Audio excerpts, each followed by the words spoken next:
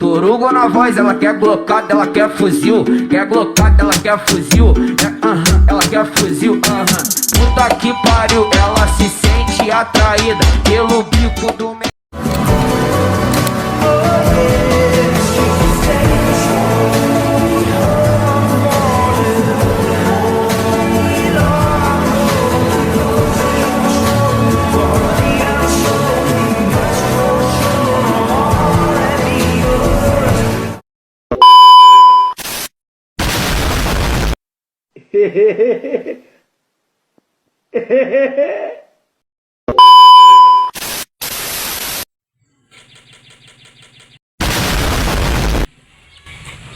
Swastiastu, perkenalkan nama saya Madya Aditya Warana Mandiase. Saya absen 15 dari 10 perhotelan 7. Di sini saya akan menjelaskan jalur rempah pada masa Hindu-Buddha. Yuk saksikan video saya. Jalur rempah-rempah pada masa Hindu-Buddha merujuk pada perdagangan rempah-rempah yang berkembang di wilayah Asia Tenggara.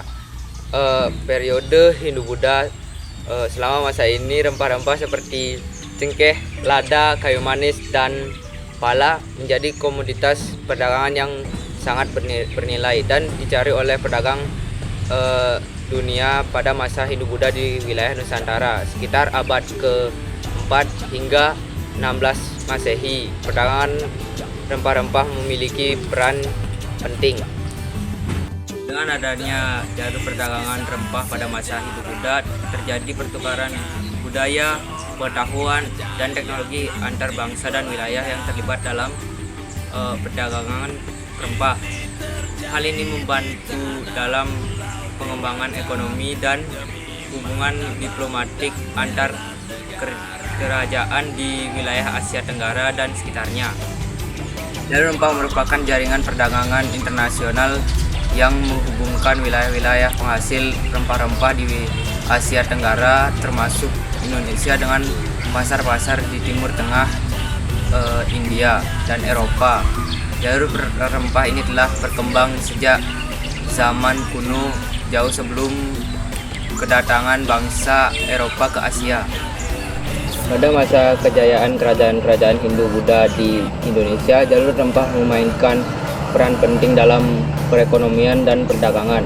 Beberapa hal penting terkait jalur rempah pada masa itu. Yang pertama, komoditas utama rempah-rempah seperti lada, cengkeh, pala, dan kayu manis menjadi komoditas utama yang diperdagangkan melalui jalur rempah. Yang kedua, pusat perdagangan. Kerajaan-kerajaan maritim seperti Sriwijaya, Majapahit, dan Aceh menjadi pusat perdagangan rempah yang strategis di jalur rempah. Yang ketiga, peran pelabuhan. Pelabuhan besar seperti Palembang, Tuban, Gresik, dan Malaka menjadi tempat pertemuan dan pertukaran barang dagangan dari berbagai wilayah. Yang keempat, jaringan perdagangan internasional. Jalur rempah menghubungkan Indonesia dengan pasar-pasar di Timur Tengah, India, dan Cina, serta membuka koneksi dengan dunia internasional. Yang kelima, politik dan ekonomi. Penguasaan atas jalur rempah memberikan kekuatan politik dan ekonomi bagi kerajaan-kerajaan di Indonesia pada masa itu. Dampak-dampak jalur rempah pada masa Hindu-Buddha. Yang pertama, dampak ekonomi. Perdagangan rempah melalui jalur ini memberikan kemakmuran dan kejayaan bagi kerajaan-kerajaan di Indonesia pada masa itu. Jalur rempah mendorong perkembangan ekonomi, perdagangan, dan pelayaran di Nusantara. Yang kedua, dampak sosial dan budaya. Jalur rempah menciptakan konektivitas dan interaksi antara berbagai wilayah di Nusantara. Perdagangan rempah mendorong urbanisasi dan pembentukan pusat kota besar. Yang ketiga, dampak politik strategis. Penguasaan atas jalur rempah menjadi sumber kekuatan politik dan ekonomi bagi kerajaan kerajaan di Indonesia. Jalur rempah menjadi salah satu faktor penting yang mendorong perkembangan peradaban Hindu-Buddha di Nusantara.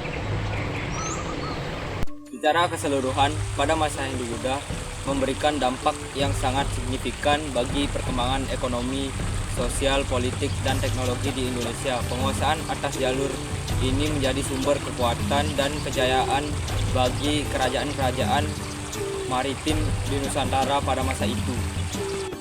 Jalur rempah telah menjadi salah satu faktor penting yang mendorong perkembangan peradaban Hindu-Buddha di Nusantara, baik dari segi ekonomi, politik, maupun budaya.